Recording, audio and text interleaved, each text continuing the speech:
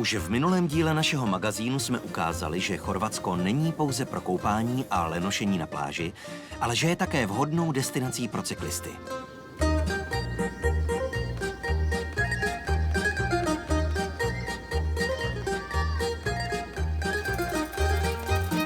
Právě jsme trajektem připluli z Ploče na poloostrov Pelješac.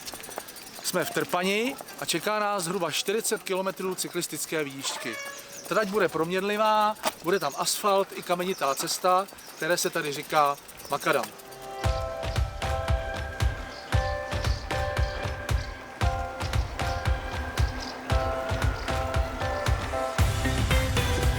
Po průjezdu městečka Trpaně se vydáme podél pláže po kvalitní asfaltce.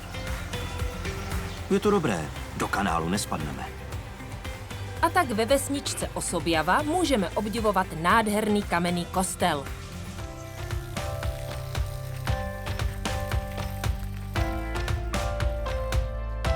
Romantická cesta nás vede... Kam jinam než k moři. Není divu, Pelješac je poloostrov spojený s pevninou jen 2 kilometry dlouhou šíjí.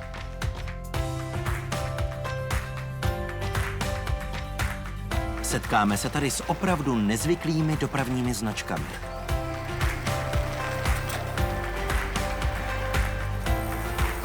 Asfaltku už dávno vystřídal jemný makadam. Jede se po něm krásně a k okolní přírodě se více hodí. Někdy je cesta i méně kvalitní, ale pro naše horská kola je to lahůdka.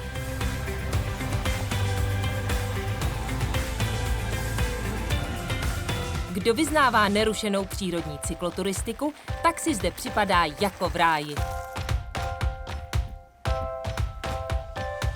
Nepotkáte tady ani živáčka, o autech nemluvě.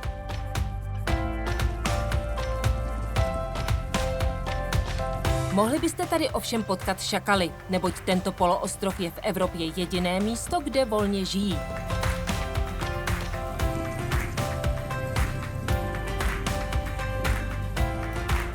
Osy jsme byli moc hluční, žádného jsme nezahlédli.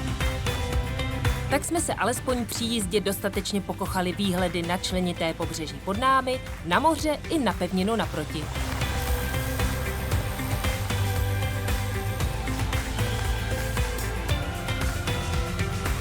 Civilizace nás vítá udržovanou sakrální stavbou.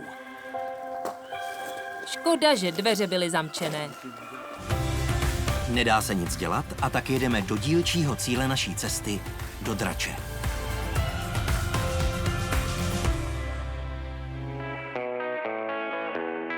Vsadím se, že ani naši cyklisté neodolají lákání Pirkisového moře v Drači.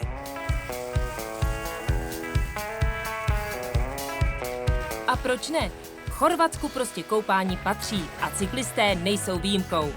Kousek dál se v mělkých vodách chovají slávky a ústřice, které se dají ochutnat v místních restauracích.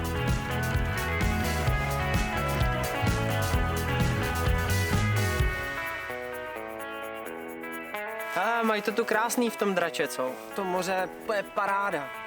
No, koupačka dobrá, ale jak to usušit? Tak, a jdem burácet do kopců do obce Janina.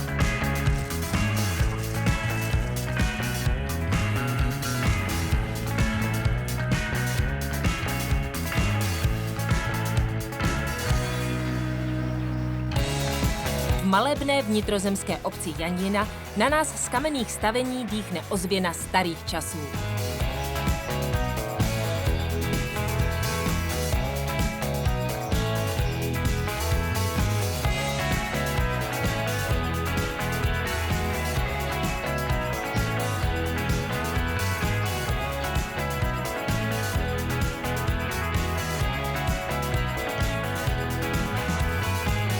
Narazíme tu i na první vinice a rodinná vinařství, kterými je Pelješac proslulý. Ale k vínu se ještě dostaneme.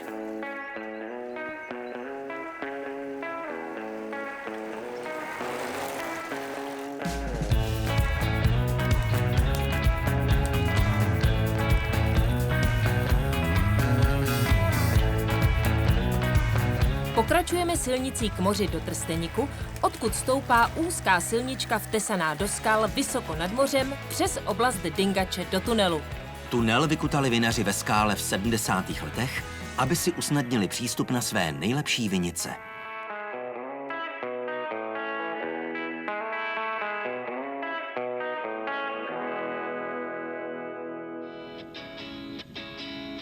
Světlo na konci tunelu čeká naše cyklisty cestující po Chorvatsku.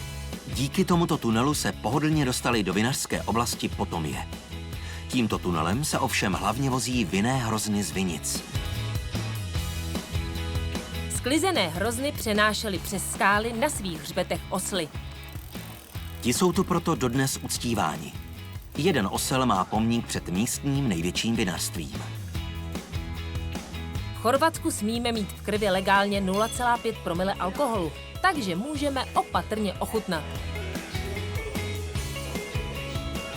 Tady to vinařství je zvláštní tím, že pěstuje odrůdu Dingač, které se daří opravdu jenom tady na těch kopcích a nikde jinde ne.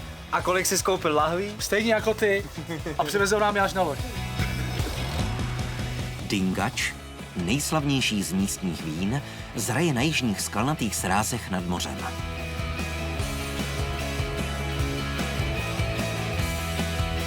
Rozlehlými vinicemi projíždíme k františkánskému klášteru ve vsi Kunja Peleška, který se zdaleka jako maják tyčí nad mořem vína.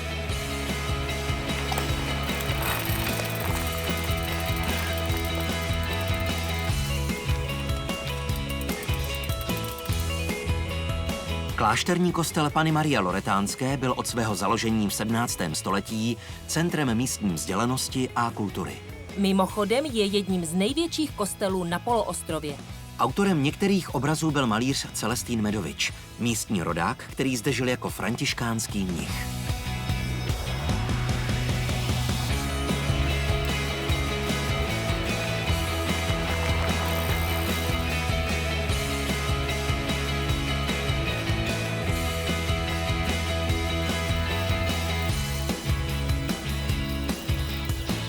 Po cestě mezi vinicemi pokračujeme do Oskorušna, které bez zastávky projedeme a spěcháme do Trpaně, kde nás čeká loď.